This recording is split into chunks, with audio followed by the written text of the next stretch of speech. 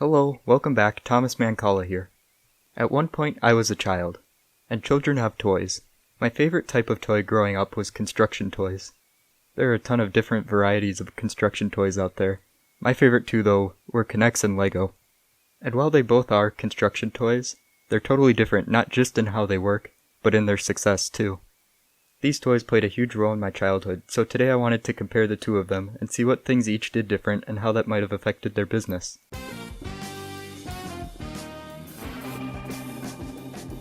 I was introduced to both products around the same time. I was about 4 when I got my first Kid K'NEX set.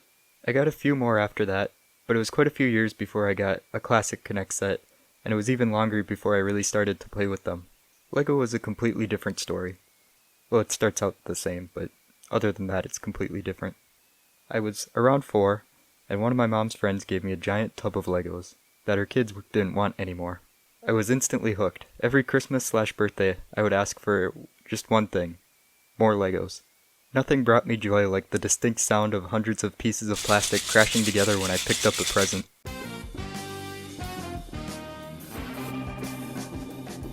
As mentioned before, both of these are building toys. However, the pieces and the way they connect to each other are quite different. K'NEX was invented in 1992. Their parts consist mainly of rods and connectors.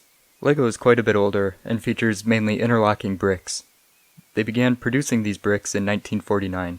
With their completely different designs, each product has their own ups and downs.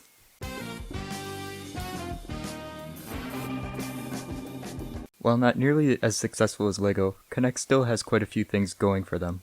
One of those is that their original system is very unique. Lego has quite a few knockoffs, including K'NEX, but we'll talk about that later. The closest thing you could probably compare to K'NEX is Tinker Toys, but you couldn't really call either a knockoff. Besides just being unique, the system is very strong. This, combined with the way the parts are designed, make K'NEX really good for building structures, especially those that have a lot of framework, like roller coasters and Ferris wheels. K'NEX really dominates when it comes to thrill rides.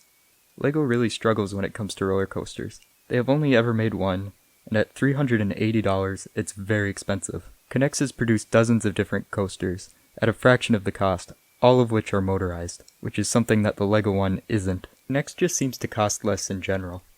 Here's just one example. You can get this licensed motorized Jeep Wrangler with 679 pieces for under $40. Compare that to this licensed Lego Corvette with only 579 pieces for $50. Another thing I really like about K'NEX is that every set has pretty much the exact same parts. That means if you want to build something from a different set, you can without having to actually buy it. I guess this could be seen as a bad thing if you want to sell more, but it's better for the consumer. The final thing I think K'NEX is better at is packaging. A good majority of their sets come in plastic tubs or cases. This makes storing them a ton easier.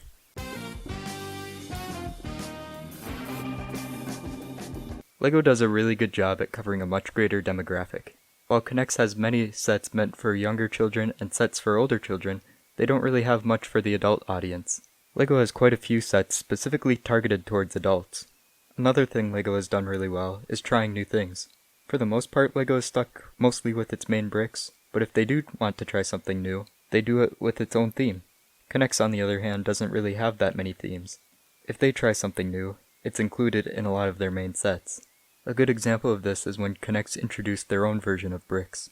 They were basically just inferior Lego bricks, and they included them in a lot of their sets. As you can probably imagine, nobody really wanted them, and they weren't really well received. Lego has done similar shenanigans too, but with more finesse. Snap was a Lego theme that was produced between 1998 and 1999. The bright colors and the way the pieces connected are very similar to K'NEX. Snap wasn't really well received, but because they were their own theme, it didn't affect the other sets. So, no harm, no foul. And speaking of themes, Lego has a lot of them, and some very popular licenses too. They have Star Wars. Even with all their variety, Lego doesn't ever repeat models. They might re-release a set, but the vast majority of their sets are unique. Compare that to K'NEX. Their sets have a lot of overlap when it comes to models. Take these two for example. Set 12211 was released in 2012, and set 17435 is currently available on their website. Almost every build from the one from 2012 is just reused, and they seem to do this a lot. These two builds are the same too, one just uses micro K'NEX instead. To me, it just comes off as really lazy, and it isn't fun seeing the exact same builds over and over again, especially when the builds aren't all that good. Sure, I guess that sort of resembles a plane. LEGO's models are way more displayable too. Even the best K'NEX model is going to have a lot of gaps and probably some weird colors too. Maybe this last thing is a personal thing, but I always had a much easier time following LEGO's instructions, so I would say that's a plus too.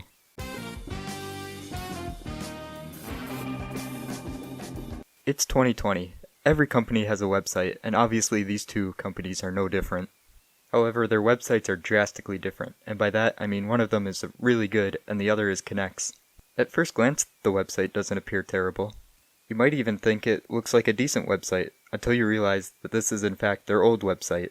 In 2018, K'NEX was bought by Basic Fun, a toy company based in Florida whose mission statement is to resurrect every dying toy franchise that ever existed. Here's their new website. It's the perfect mix of hard to navigate and lacking useful information that every government website envies. Would you like to know how much a set costs?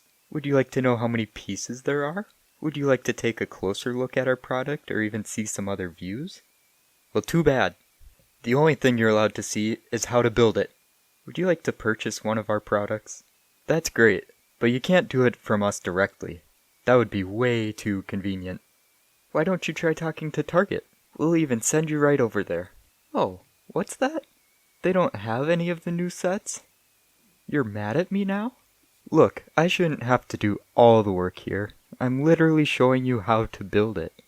What more could you possibly want? I guess if you really need more help, you can go to our FAQs. There you'll find out everything you need to know about ant farms, Care Bears, and Mash'ems. And that's it. If this website were really sexist and racist, it might actually be worse than right-wing tomatoes, and I didn't even think that was possible. On the flip side, LEGO's website is very easy to navigate, and you can purchase their products directly from them.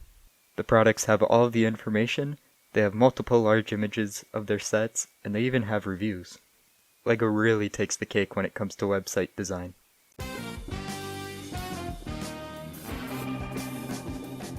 I don't think LEGO is in any danger of disappearing in the future.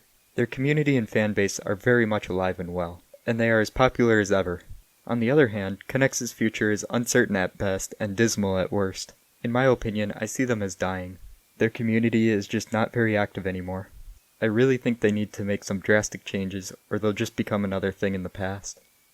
One thing I think K'NEX could really benefit from is having something similar to LEGO Ideas.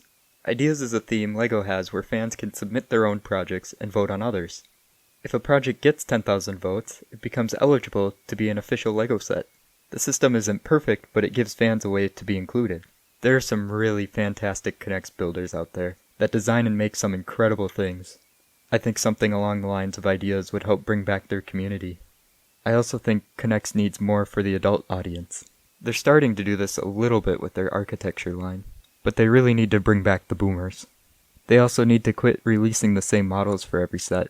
Hire some new designers. The final thing I think they should fix is obviously their website. You don't want to hinder people when they're trying to purchase your product. Imagine if you went to Target to buy something, but an employee just stood in front of you blocking the product. Chances are you would probably shop somewhere else. So I guess the moral to all this is just make me CEO of K'NEX. I'm Thomas Manculla. Thank you for attending my TED Talk.